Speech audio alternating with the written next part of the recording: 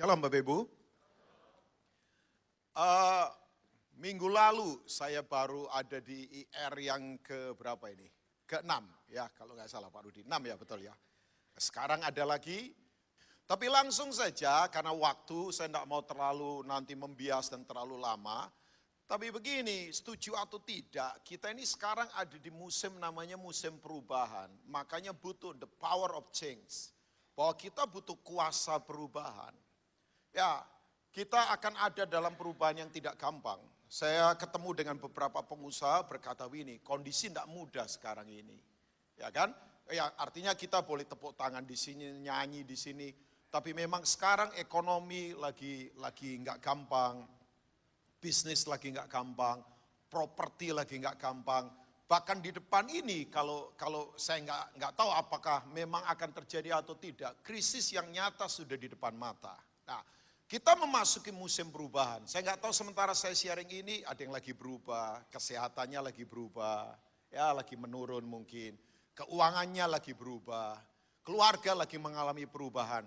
Tapi percayalah begini, perubahan itu hal biasa saja. Ya, sebab begini, kehidupan pasti ada musim-musim perubahan kan. Ya, kalau orang tinggal di negara yang musimnya berubah, ya memang mesti harus menyadari ini kan.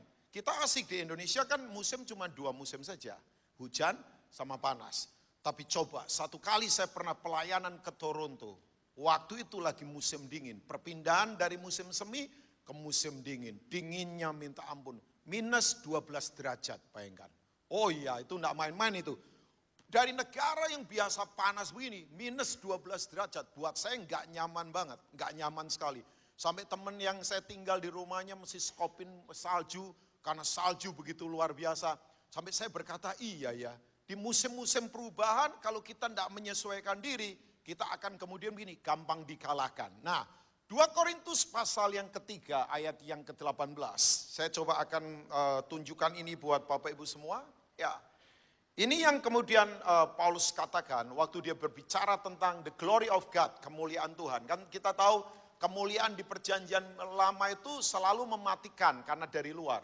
Begitu cahaya Musa bercahaya, orang kemudian takut kan ketemu Musa. Sampai mereka ngomong, tolonglah Musa, selubungi mukamu supaya kami ini tahan melihat engkau. Bayangkan, kemuliaan yang di luar saja hebatnya luar biasa.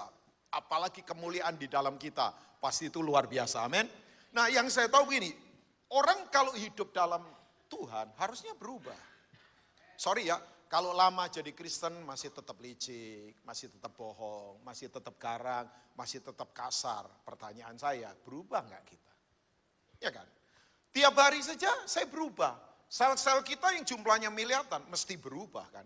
Ya kan? Sel harus tiap hari berubah. Kapan sel tidak berubah? Abnormal. Nah itu sumbernya kanker itu sebetulnya. Ya kan? Kita semua tahu itu. Bahwa kita berubah tiap hari. Pertanyaan saya berubah nggak? Sekian lama ikut Yesus saya berubah enggak? Yang saya ngomong berubah bukan fisikal, bukan potongan rambut berubah, bukan cara pakaiannya berubah. Misalnya kita kekinian sekarang, ya kan? Ya yang model potlot-potlot lancip begitulah ya. Nah, kemudian ya sepatu berubah. Enggak apa-apa, yang itu kan fashion saja itu. Tapi pertanyaan di dalam berubah enggak? Ya kan?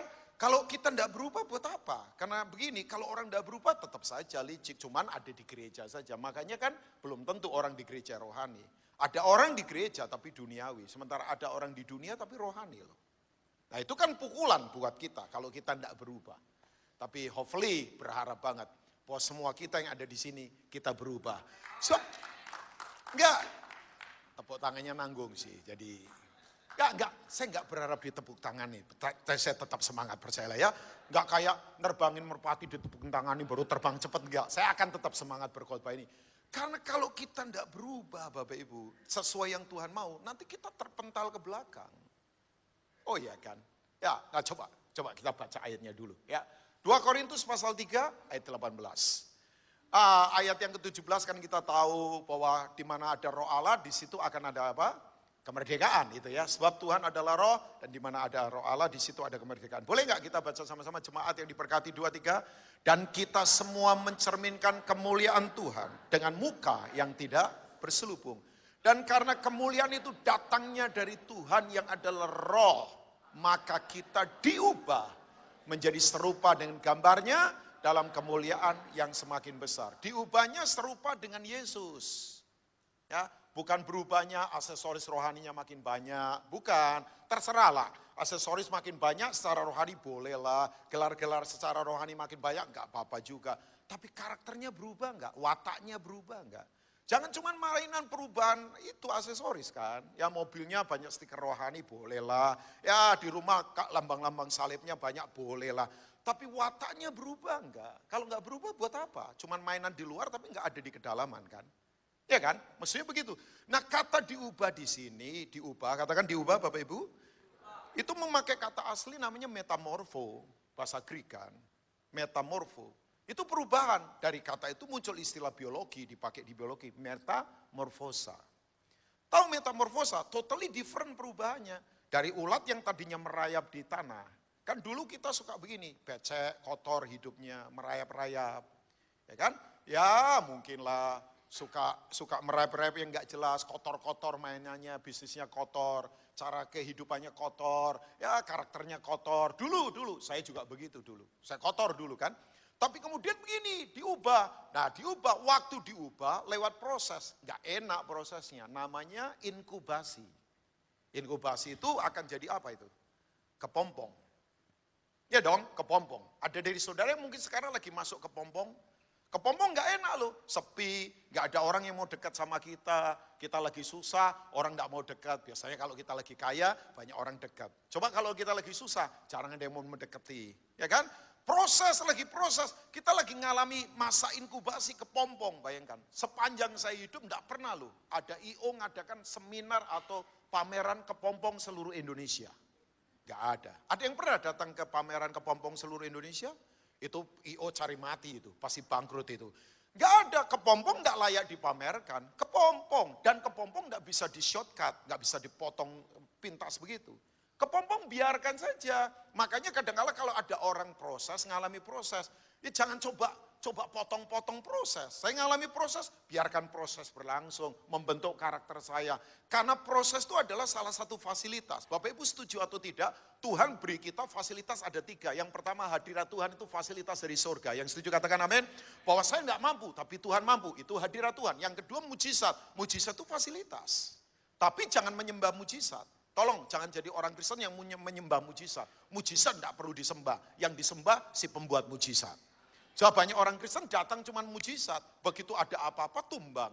Karena nggak dekat sama Tuhan kan. Pastilah orang benar pasti ngalami mujizat. Loh, saya sering ngalami mujizat. Dari yang kecil-kecil bayangkan. Mau turun di Surabaya, saya beberapa bulan ini rutin ke Surabaya. Minggu lalu baru Surabaya, sebelumnya ke Surabaya sering banget. Sampai teman-teman ngomongin, udah pindah ke sini saja sudah, jangan di Jakarta. Polusinya terlalu berat, kayak kan orang Jakarta ya. Udah pindah saja ke sini. Enggak, selama Tuhan belum suruh, ya saya enggak akan pindah. Kalau Tuhan suruh ke Papua, saya pindah ke Papua saja. Karena saya tawanan roh. Ngeri sekali ya. Enggak lah, memang saya tawanan roh Tuhan kan, jadi kalau suruh kemana ya gerak saja. Makanya saya enggak mau melakukan apa yang manusia ingin, saya mau melakukan apa yang Tuhan ingin. Sebab saya bukan pelayan manusia, saya pelayan Tuhan. Loh iya dong, mesti prinsip kuat itu dibangun dalam kehidupan. Nah Bapak Ibu tahu enggak, begitu mau turun pesawat kan itu udah kira-kira 200 km mau turun begitu, saya jarang-jarang cek tas. Begitu saya lihat dompet saya enggak ada. Enggak ada dompet saya. Nah KTP saya pisahkan untuk check-in pesawat kan KTP sendiri kan. KTP belum saya masukkan dompet. Jadi begini, di dompet ada uang cash. Uang cash. Jadi begitu, wah kok nggak ada dompet? Panik saja sedikit sebentar. Kaget. Ya nggak usah lama-lama lah panik, biasa saja. Sebentar saja panik boleh tapi sebentar. Jangan terlalu lama panik-panik, nanti gila lagi ya. Jadi begitu saya, ya sebentar, saya udah bahagia banget. Saya ngomong, Tuhan, tolong Tuhan, kalau boleh jangan satu kertas pun hilang di dompet saya. Kan kalau kertas gak boleh hilang, berarti kan kertas uang, kertas tagihan, kertas konseling. Kan gak cuma kertas uang Pak, ada kertas tagihan juga yang mesti gak boleh hilang kan Pak. Nanti orang ngomong, itu orang ngambil gak bayar, kan gak enak pendeta begitu kan. Tahu Bapak Ibu, begitu mendarat ke Lost and Found, saya ngomong, tolong cek di Cengkareng boleh enggak? Dompet saya ketinggalan. Oh gitu ya Pak. Begitu begini, langsung dikontak, enggak ada 10 menit, 5 menit. Pak dompetnya sudah ketemu. Bapak tadi beli kopi di satu kafe. Kafenya rame banget. Saya taruh dompet di situ, coba bayangkan. Iman saya terlalu kuat memang sih ya. Saya taruh saja itu dompet, nggak hilang Pak. Istri saya langsung ke bandara, dicek semuanya utuh. Istri saya baru tahu, ternyata kamu nyimpen uang juga cash ya. Saya ngomong ya sayang kan uang cash perlu aja kalau beli-beli apa. Kadang saya dorong kasih satpam, kasih siapa. Saya suka begitu kan bawa cash untuk kasih-kasih. Ada kadang-kala suruh Tuhan suruh apa ya lakukan saja. Uang itu cuma kertas kok. Aminnya susah sih memang gak gampang. Kalau belum level jangan dipaksa-paksa lah saudara ya. Ya nanti terpaksa jadinya kan. Nah Bapak Ibu tahu, nggak hilang satu kertas pun. Buat saya mujizat. Terserah orang ngomong apa, mujizat. Tapi mujizat fasilitas. Hadirat Tuhan fasilitas, mujizat fasilitas. Tapi proses hidup itu fasilitas. Nggak ada yang amin. Pencobaan itu fasilitas. Karena mengeluarkan yang terbaik dari dalam kita. Orang Kristen kalau nggak dicobai, ya kelihatannya baik-baik, kelihatannya. Ya kan? Wong yang wanita di sini ini lipstiknya tulisan haleluya. Kalau di sini rohani, tapi waktu ditekan coba keluarnya apa. Nah oke, kembali ke sini. Ini masa yang tidak gampang untuk berubah memang, tapi harus berubah. Ada seorang penulis bagus namanya Henry Clouthes, dia berkata begini, dasar dunia bergerak cuma satu, perubahan. Kalau statis nggak ada perubahan. Nah tergantung perubahannya ke arah mana, makanya saya tadi katakan, tanda orang hidup pasti berubah, tergantung hidup yang dia yakini apa. Makanya sorry ya, orang Kristen boleh nyanyi hebat, tapi curang, galak, emosional, licik, trik-triknya kasar, politik-politikan untuk jegal orang. Maafkan saya, berubahnya ke arah yang salah. Orang makin rohani, makin berkarakter. Saya ulangi, orang makin rohani, makin berkarakter dalam Tuhan. Orang makin rohani, gak cuma makin jago beragama Kristen, makin berkarakter dalam Tuhan. My brother, aminkan itu. Ya, saya suka Pak Benny aminkan itu. Saya suka kakak saya aminkan itu. Sepatunya keren sih malam ini. Warna-warni loh, Pak bayangkan. Udah enggak usah ditutupi Pak, keluarkan saja. Nah, Pak Tanto itu kakak baik saya. Jadi kalau kita saling menganiaya supaya rupa Kristus menjadi nyata di antara. Yang satu juga keren udah. Jangan turunkan, biasa saja udah. Oke, jadi lupa saya gara-gara lihat sepatu. Hanya di intercon saya berani begini. Kalau enggak saya dirajam batu. Saya enggak berani ya. Karena mereka sahabat baik saya. Walaupun mereka enggak menganggap saya sahabat. Oke, saudara mau berubah? Saya tanya buat Bapak Ibu semua. Israel keluar dari Mesir, jumlahnya berapa orang? Pak Rudi itu paling tegas memang, sesuai bentuk badan. Sebenarnya ini tandingannya Coach Jeffrey nih. Coach Jeffrey di mana nih? Misalnya Coach Jeffrey duduk di sebelah, ini di sebelah, aduh paling aman pembicara udah. Ya, 2 juta kurang Pak, tapi sudah mendekati benar. Kira-kira 3 juta Pak, 3 juta orang keluar dari Mesir. Ini kan gambaran tentang Musa dan Israel itu, 2 Korintus 3 itu. Tentang kemuliaan lahirnya dan kemuliaan batinnya. Oke, tidak usah saya jelaskan. Nah yang masuk ke tanah perjanjian, karena tujuannya keluar untuk masuk ke Promised Land, Kanaan. Berapa orang yang masuk? Wih mantap. Nah ini benar Pak, 2. Tapi tadi juga nggak salah sih, cuman kurang sedikit saja. Cuman kan masih tafsiran Pak, karena waktu itu kan belum ada data sensus. Ya 2 juta, 3 juta kira-kira. Yang masuk 2 betul Pak Rudi menjawab betul. Jadi artinya begini, yang gak masuk jutaan orang. Itu tukang kubur mayat paling capek itu. Karena tiap hari nguburin mayat banyak. Itu profesi paling banyak uang itu waktu itu coba. Karena memberontak. Nah ternyata begini Bapak Ibu, sorry ya. Mengeluarkan Israel dari Mesir gampang. Yang susah itu memang mengeluarkan Mesir dari Israel. Saya ulangi. Mengeluarkan Israel dari Mesir gampang dengan mujizat. Yang susah itu mengeluarkan Mesir dari Israel. Makanya kalau orang tidak berubah dari dalam, begitu terus. Sorry ya, makin pinter berteologi ya. Ilmu teologi itu kan sama dengan kayak ilmu psikologi, kayak ilmu sosiologi, kayak ilmu antropologi. Kalau itu ilmu. Kan teologi adalah ilmu tentang Tuhan. Jadi kalau cuma berilmu tentang Tuhan tapi tidak praktik buat apa? Loh, ya setuju harus setuju Pak kayaknya Pak ya. Nah kalau saya cuma pinter berteologi tapi saya nggak praktek, nggak berubah. Saya tetap licik, saya tetap penipu, saya tetap garang. Ya, gambar apa yang saya mau tampilkan di luar sana? Kalau cuma hebat-hebatan gelar, hebat-hebatan jabatan saya pendeta, enggak lah. Saya orang biasa saja kok. Yang hanya karena anugerah Tuhan saya bisa pelayanan. Nah saya dorong Bapak Ibu sebab gini, ada 3 jenis orang. Orang yang begini gampang berubah. Tapi ada orang yang lama mikir perubahan. Tapi yang paling luar biasa lagi, ada orang yang menolak perubahan. Sekarang Bapak Ibu, aneh kan Bapak Ibu. Coba nanti tanya saja sama para dokter. Pak Benny lah ini ada di farmasi. Orang nanti konseling sama dokter, udah enggak perlu temu fisik. Sudah aplikasi, coba. Dosen-dosen pasti tahu ya, saya kemarin ngobrol sama salah satu dekan dari fakultas hebat di Jakarta. PhD usia 31. Pinter orangnya, pinter tapi humble. Saya ngomong bro, saya tanya saja, ya Kak Robin tanya apa? Nanti ke depan ini kampus-kampus yang besar-besar masih laku enggak? Sebab lecture sekarang nanti ke depan, orang enggak perlu tatap muka lagi dengan dosen. Saudara bisa sekolah di rumah lewat modul yang saudara bayar. Kalau fail, ngulang lagi, tapi mesti bayar lagi. Saudara mau cari dosen model apa, uni model apa, nanti semua ke sana. Semua beraplikasi. Cuman kan itu penyerangan komunal sebetulnya. Di mana gaya hidup bersama diserang. Orang akan ditarik individualisme. Nanti saya nggak tahu, mungkin salah saya, tapi Pak Benny yang di farmasi, atau mungkin tanya Dokter Yanto lebih pinter di soal bidang begitu. Nanti ke depan katanya, dengan nanosistem, orang bisa mengobati sakitnya dengan minum tertentu langsung nyerang ke sakit apa, disembuhkan di sana. Coba.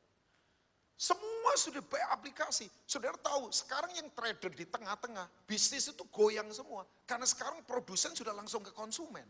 Sudah tidak lalu tengah lagi. Makanya kalau orang tidak berubah, ngomelan, bersungut, marah, salahkan regulasi, salahkan pemerintah, salahkan keadaan. Makanya kalau orang tidak berubah, Bapak Ibu, ya ketinggalan. Nah, saya tidak ngomong perubahan soal ini. Walaupun ini kita hadapi loh, bayangkan. Hadapi, coba. Generasi milenial sekarang sudah lain lagi cara pemikirannya. Nah saya tidak usah jelaskan itu. Bapak Ibu bisa browsing di internet kan soal begituan. Nah untuk kita berubah, mari belajar. Kenapa orang Israel tidak bisa maksimal? Karena yang pertama ternyata begini. Mentalitasnya tidak mau berubah. Masih tetap budak walaupun kelihatannya merdeka. Ya kan? Perbudakan paling luar biasa itu bukan orang di penjara. Sorry ya, ada orang nggak di penjara. Bebas. Ya seperti begini, ada orang punya jam tangannya bagus-bagus, tapi nggak punya waktu. Kan nggak enak kan? Pekerjaan memperbudak dia, hobi memperbudak dia, uang memperbudak dia. Jam tangannya bagus, tapi punya waktu sama keluarga nggak ada. Makan bersama nggak punya. Ngobrol sama anak-anaknya nggak ada. Anak-anak langsung tiba-tiba besar. Anak saya saja, untung saya bersyukur banget. Saya tahu prinsip, bukan karena saya pendeta. Dan saya praktekkan. Saya ngumpul sama dia tiap hari. Sekarang anak saya sudah jauh dari Indonesia. Saya mau peluk dia mesti bayar tiket sekarang. Sampai saya ngomong, sayang kamu itu anaknya papa. Sekarang papa mau peluk kamu mesti bayar tiket loh. Ya kan? Kan mesti jauh kan? Mesti terbang pakai pesawat.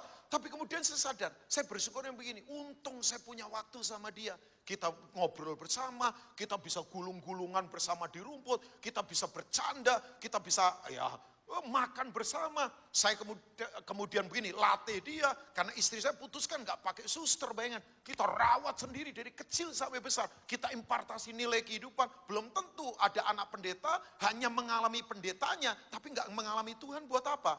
Saya gak mau anak saya cuma mengalami papanya pendeta. Harus mengalami kehidupan lewat apa yang saya tularkan kan. Cuman kan begini, kalau ngomong sibuk terus lah. Tapi saya sadar, makanya banyak orang punya jam, tapi nggak punya waktu. Perbudakan itu. Banyak orang keluarganya besar, tapi ngumpul sih tidak bisa. Karena luka, kepahitan, gara-gara uang, pembagian nggak rata, kemudian marah-marahan kiri kanan. Berapa banyak kakak adik pukul-pukulan gara-gara begitu. Apa itu namanya? Perbudakan kehidupan. Ya kan? Israel keluar dari Mesir, cuma dalam waktu semalam keluar gone. Tapi yang luar biasa begini, Mesirnya mengikat mereka. Identitas Mesirnya, makanya begitu ditekan, langsung ingatnya, nasi goreng Mesir enak ya. Jusnya Mesir balik lagi, kelihatannya merdeka, tapi mentalitasnya masih diperbudak. Makanya sorry Bapak Ibu, penjara paling hebat bukan di Alcatraz, bukan di Nusa Kambangan. Penjara kehidupan itu yang mengikat di dalam. Oke, tanya lagi. Sekarang spesifik lah. Tanya saja. Israel di Mesir diperbudak berapa lama? 420 tahun. Pak Rudi layak jadi pendeta memang Bapak ya. Nah, 420 tahun diperbudak. Lebih lama dari Indonesia dijajah Belanda. Indonesia dijajah Belanda berapa lama? 350 tahun. Benar, dijajah sama VOC. VOC kan? Nah, kembali lagi. Orang saking lamanya diperbudak. Nah, ini dia. Pernah tahu nggak istilah begini? Ada orang yang bisa menikmati ketidaknyamanan hidup jadi nyaman. Karena sudah biasa sama yang tidak nyaman. Ada orang itu yang bisa begini. Menikmati cambukan, menikmati kepahitan, menikmati sombong. Seakan-akan nyaman, nggak kenapa-kenapa. Karena sudah biasa dibegitukan.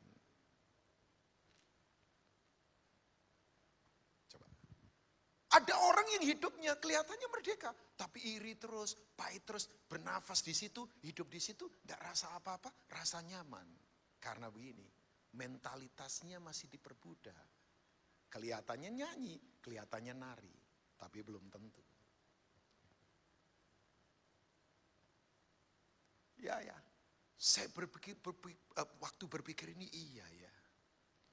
Makanya dalam hidup ini Bapak Ibu, yuk mentalitas mesti berubah. Oke. 2 Korintus 5 ayat 17. Yang main keyboard siapa sih? Winston atau siapa? Winston. Kamu ke sini dong. Tapi dia memang paling setia dengerin khotbah ya kan. Sambil soalnya dia siap-siap kalau saya khotbah pasti diundang biasanya. Supaya memperlihatkan pada dunia bahwa dia ganteng sih memang ya. Enggak lah, dia main pelan-pelan. Supaya saya enggak ditatap sendirian, mesti ada yang natap kamu, natap saya, jadi dibagilah. Ya. Enggak, sebentar saya akan selesai. Ya. Tapi masih ada waktu kan Pak? Saya kayak merasa terburu-buru di Intercon ini, enggak tahu kenapa. Ada roh pemburuan. Intercon ini memang jamnya lebih cepat daripada jam di dunia sana Pak. Karena pengen segera Yesus datang kan, jadi mempercepat waktu Tuhan. Padahal belum siap ternyata.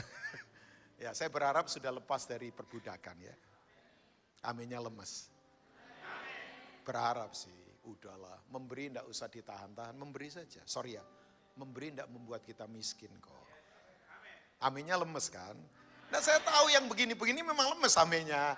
Sebab kalau kita masih terikat dalam hidup, ya gimana? Jadi merdeka. Makanya jangan lihat orang dari penampilan. Ada yang keren-keren perlente, begitu ditekan sedikit stres. Ya, para wanita, jangan cari pasangan yang cuma perlente-perlente di depan. Biasa itu. Ya kan? Ya juga pria-pria. Jangan tertipulah oleh penampilan-penampilan di depan. Begitu ditekan aslinya keluarga. Budak atau raja. Harusnya kita raja lah. Boleh saya ngomong filosofi ya, sedikit saja lah. Orang kalau berpikir budak, orang sekelilingnya akan perlakukan dia seperti budak. Tapi kalau orang berpikir raja, orang sekelilingnya tidak punya hak untuk perlakukan dia budak. Sorry to say.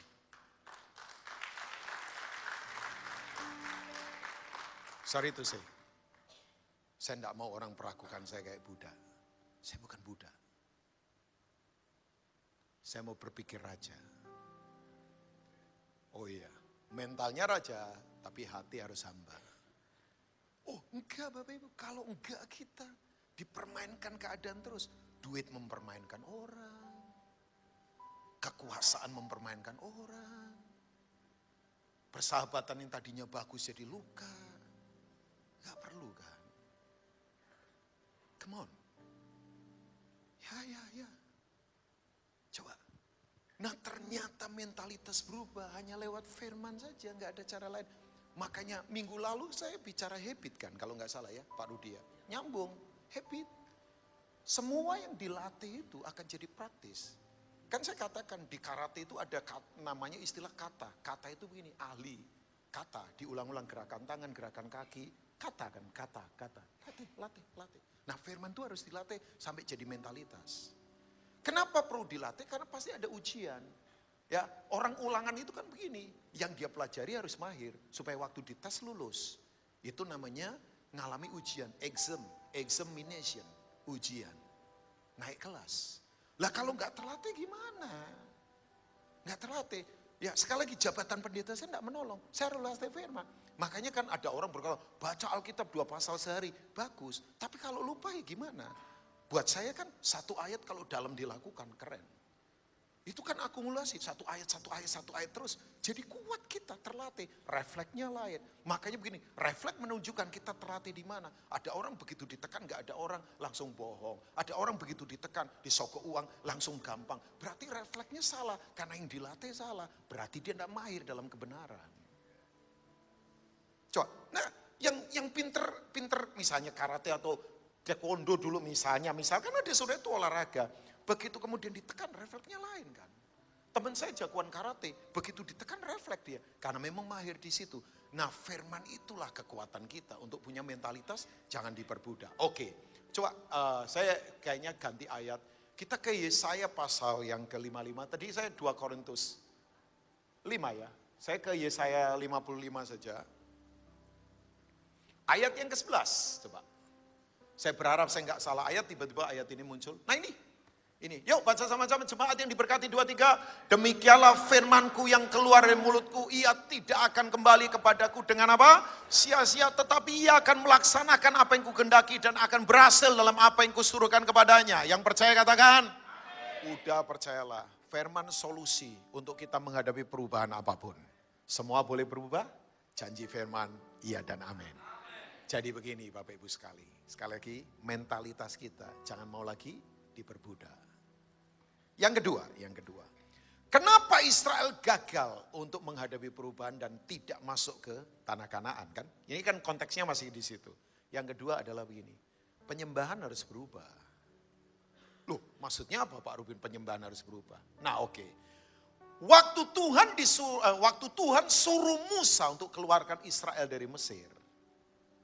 420 tahun dijajah di Mesir. Nah waktu Tuhan berkata Musa bebaskan umatku untuk beribadah. Ya kan tujuannya untuk apa Bapak Ibu?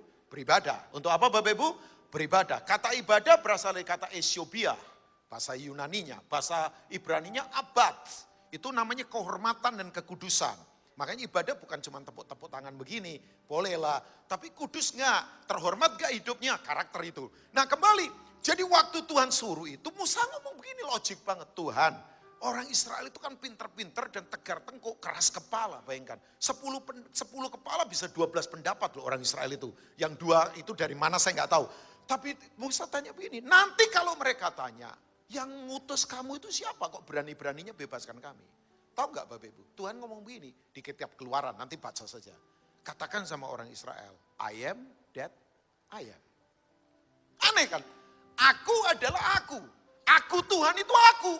Tidak ada yang lain, satu-satunya. Tapi kan gini, Tuhan yang disodorkan oleh Tuhan yang sesungguhnya itu Tuhan yang tidak kelihatan. Ya kan? Saudara, Allah kita kan gak kelihatan. Yang setuju katakan amin. Dia roh, tapi dia nyata. Yang percaya katakan amin. Oh ya dong, iman Kristen itu iman yang tidak kelihatan. Makanya Paulus berkata, hidup kami adalah hidup bukan karena melihat. Tapi karena apa? Percaya. Artinya begini, percaya di mana saja. Nah cuman begini, Mesir itu agamanya. Ilahnya itu ilah yang kelihatan semua. Patung, emas, liturgi, lambang-lambang. Jadi waktu disodorin bahwa aku adalah aku, ya mereka bingung. Karena biasa mereka tuh menyembah yang kelihatan. Artinya begini, penyembahan Mesir dan Babilonia adalah penyembahan materialisme. Semua harus bentuk material.